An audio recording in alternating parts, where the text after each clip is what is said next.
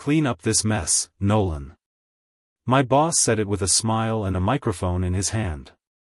The ballroom went quiet so fast it almost felt rehearsed. A champagne tower had collapsed seconds earlier. Crystal scattered across the marble floor. Gold liquid spread beneath the chandelier light while a young catering server stood there looking like he might pass out. Most people would have ignored it. Not Everett Dane. Because Everett loved an audience more than he loved oxygen. He pointed toward the spill like he was assigning punishment.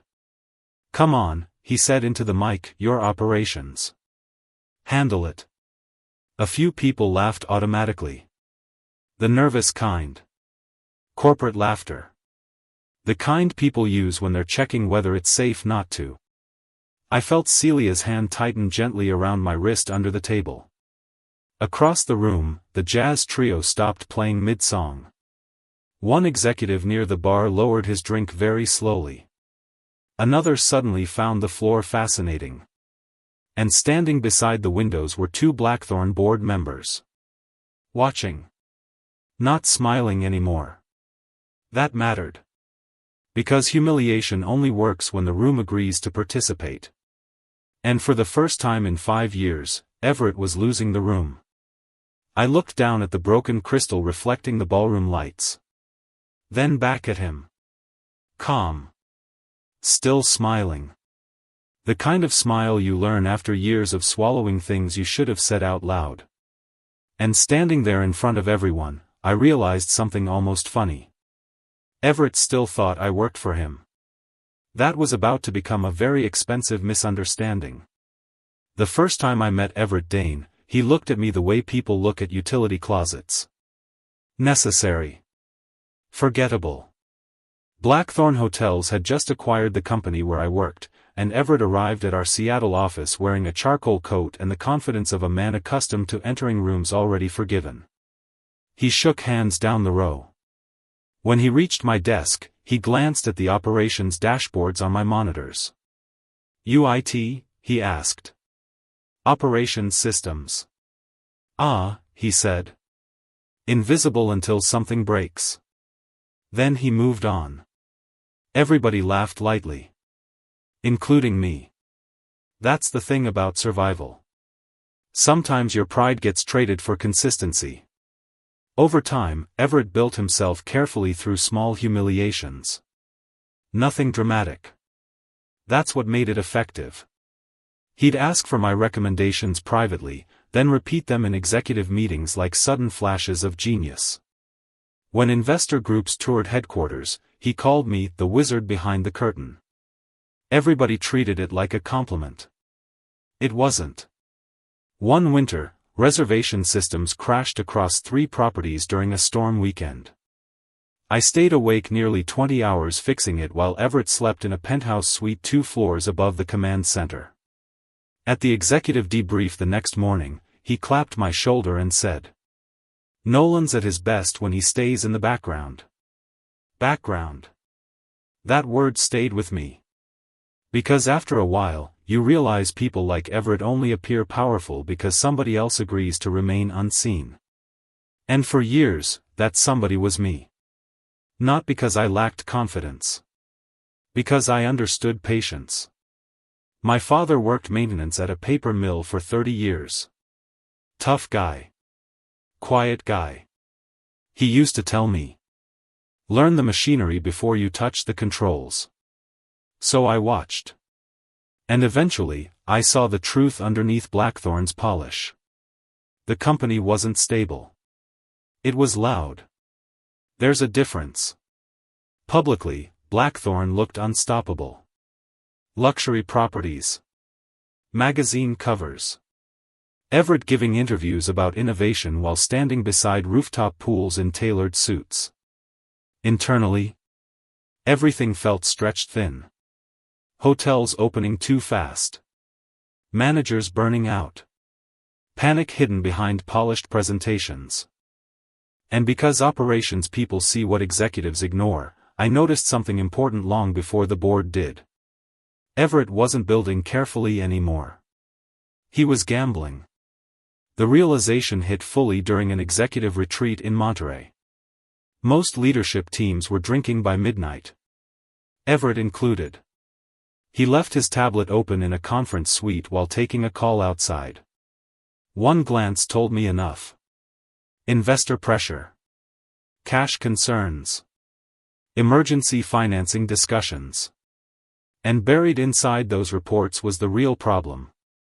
Everett had personally tied himself to several expansion deals to force them through faster. Suddenly everything about him made sense. The ego. The constant need for control. The performance. He wasn't fearless. He was cornered. A few weeks later, I got approached by Simone Vale from Harwick Capital. Sharp woman. Calm voice. The kind of person who never wasted words because she never needed extra ones. We met at a quiet restaurant overlooking Elliott Bay. "You still own your converted equity from the Sterling acquisition?" she asked. "Some of it." "Enough." That was the first moment I understood I wasn't as powerless as Everett believed. Years earlier, when Blackthorne acquired our company, a handful of senior staff received equity conversions during restructuring. Most people sold theirs immediately. I didn't. Mostly because growing up broke teaches you to hold on to things longer than rich people expect. Simone explained that Harwick had been quietly increasing its stake in Blackthorne for months. Investors were getting nervous about Everett's decisions. Confidence was slipping. And my shares mattered more than I realized. "You want him removed," I said. Simone shook her head slightly. "No," she replied calmly. "He's doing that himself." That line stayed with me. Because she was right. I never sabotaged Everett. I just stopped protecting him from the consequences of being Everett. Over the next several months, Harwick tightened its position quietly while I kept doing my job. Only now, I stopped softening reality for executive comfort. Real staffing numbers. Real maintenance costs. Real operational risk. Amazing how dangerous honesty becomes when a company survives on image. Meanwhile, Everett got worse. Sharper with employees. Shorter with executives. More obsessed with appearances. You could feel the pressure getting to him. Celia noticed it too.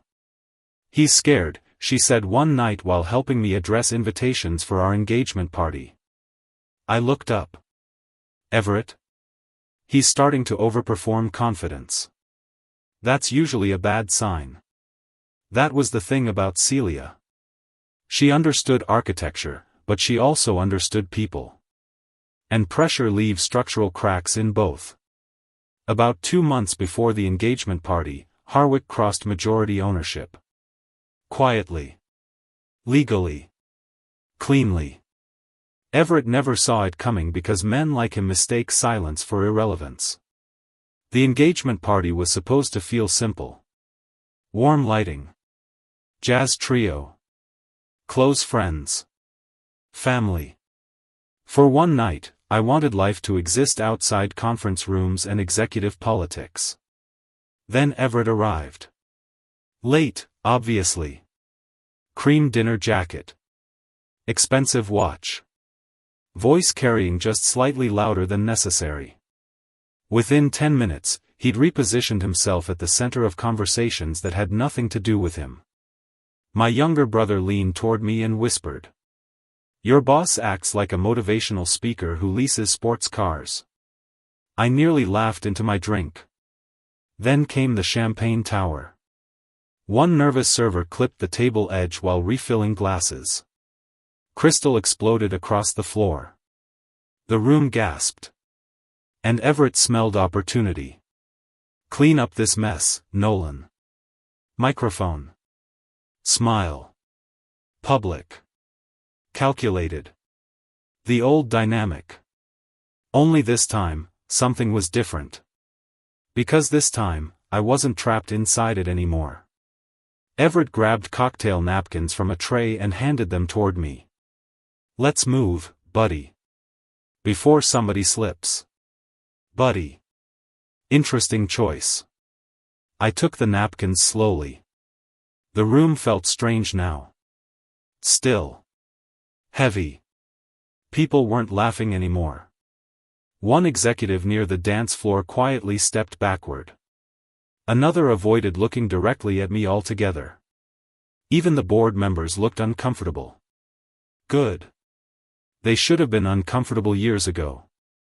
I handed the napkins back. You should keep those, I said calmly. Everett's smile flickered. What's that supposed to mean? You're gonna need them Monday. A nervous chuckle escaped somewhere near the bar and died immediately. Everett looked around quickly, searching for the room to return to him. It didn't. His posture tightened slightly. Careful, Nolan. There it was. That voice. The one he used when he thought fear automatically solved problems.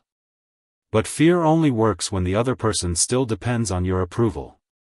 And I didn't anymore. He stepped closer, lowering the microphone slightly. You forgetting who you work for? No, I said quietly. I think you are. That hit harder than I expected. Several people looked down instantly. One woman near the ballroom entrance physically winced.